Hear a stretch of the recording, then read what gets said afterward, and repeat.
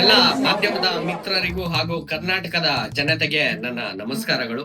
ಇವತ್ತು ಕೋರ್ಟ್ ನಲ್ಲಿ ಕಿಪಿ ಕೀರ್ತಿ ಅವರ ವಿಷಯವಾಗಿ ವಾದ ಪ್ರತಿವಾದ ನಡೀತು. ಮೊದಲನೆಯದಾಗಿ ಈ ಮುತ್ತು ಅವರು ರಿಲೀಸ್ ಮಾಡಿದಂತಹ ಆಡಿಯೋ ರೆಕಾರ್ಡ್ ಏನಿದೆ, ಇಡೀ ಪ್ರಕರಣಕ್ಕೆ ಒಂದು ಕಾರಣವಾದಂತಹ ಆ ಕಾನ್ಫರೆನ್ಸ್ ಕಾಲ್ ರೆಕಾರ್ಡಿಂಗು ಇವತ್ತು ಕೋರ್ಟ್ ನಲ್ಲಿ ಸಬ್ಮಿಟ್ ಮಾಡಿದ್ದಾರೆ. ನೋಡಿ, ಇದೆ ಅದು. ಕಿಪಿ ಅಂದರೆ ಏನೋ ಒಂಥರ ಮುಲ ಮುಲ ನನಗೆ. ಈ ಆಡಿಯೋ ಏನಿದೆ ಇದು ರಿಲೀಸ್ ಆದ್ಮೇಲೆ ದಚ್ಚೂರ್ ಅವರು ಒಂದು ವಿಡಿಯೋ ರಿಲೀಸ್ ಮಾಡ್ತಾರೆ. ನೋಡಿ, ಇದೆ ಅದು. ಫಸ್ಟ್ ಆಫ್ ಆಲ್ ನಾವು ಮಾತಾಡಿರೋದು ಕಾಮಿಡಿ ಆಗಿ ಮಾತಾಡಿರೋದನ್ನ ಎತ್ಕೋಗಿ ವೈರಲ್ ಮಾಡ್ತಿದ್ಯಾ. ಜಸ್ಟ್ ಫ್ರೆಂಡ್ಸ್ ಆಗಿ ನಾವು ಮಾಡಿದೀವಿ. ಅದು ಬೆಸ್ಟಿಗಿಷ್ಟಿ ಕಾಮನ್ ಆಗಿ ನಾವ್ ಹೇಳಿರೋದು ಜಸ್ಟ್ ಫ್ರೆಂಡ್ಸ್ ಆಗಿ. ಸುಮ್ನೆ ರೇಗಿಸ್ತಾ ಇರ್ತೀವಿ ನಾವು ಯಾವಾಗ್ಲೂ ಕೂಡ. ಈ ವಿಡಿಯೋನ ನೋಡಿದಂತ ಜಡ್ಜು ದಚ್ಚುಗೆ ಒಂದು ಕ್ವಶನ್ ಕೇಳಿದ್ರು.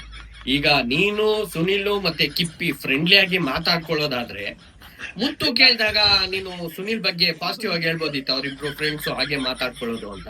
ನೀನ್ ಯಾಕೆ ಅವ್ರಿಬ್ರು ಮಧ್ಯೆ ತಂದಿಟ್ಟೆ ಅಂತ ಒಂದು ಕ್ವಶನ್ ಕೇಳಿದ್ರು. ಅದಕ್ಕೆ ದಚ್ಚು ಹತ್ರ ಯಾವ್ದೇ ಆನ್ಸರ್ ಇರ್ಲಿಲ್ಲ. ಈಗ ಕೀರ್ತಿ ಅವ್ರನ್ನ ಕೇಳ್ತಾರೆ, ನಿನ್ನ ಅಭಿಪ್ರಾಯ ಏನಮ್ಮ ಅಂತ.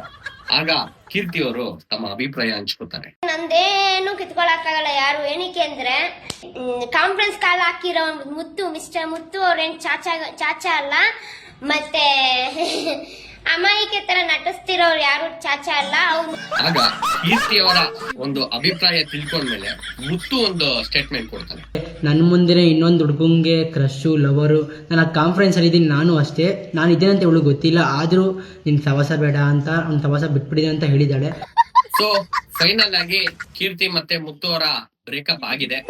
ಆದ್ರೂ ನಾನು ಜಡ್ಜ್ ಹತ್ರ ಒಂದು ರಿಕ್ವೆಸ್ಟ್ ಮಾಡಿದೀನಿ, ಈ ಸುನಿಲ್ ಅನ್ನೋರು ಕೋರ್ಟ್ಗೆ ಹಾಜರಾಗ್ಲಿ, ಅವರ ಹೇಳಿಕೆಯನ್ನು ತಗೊಂಡ ಮೇಲೆ ನೀವು ಫೈನಲ್ ತೀರ್ಪನ್ನ ಕೊಡ್ಬೇಕು ಅಂತ ರಿಕ್ವೆಸ್ಟ್ ಮಾಡ್ಕೊಂಡಿದೀನಿ.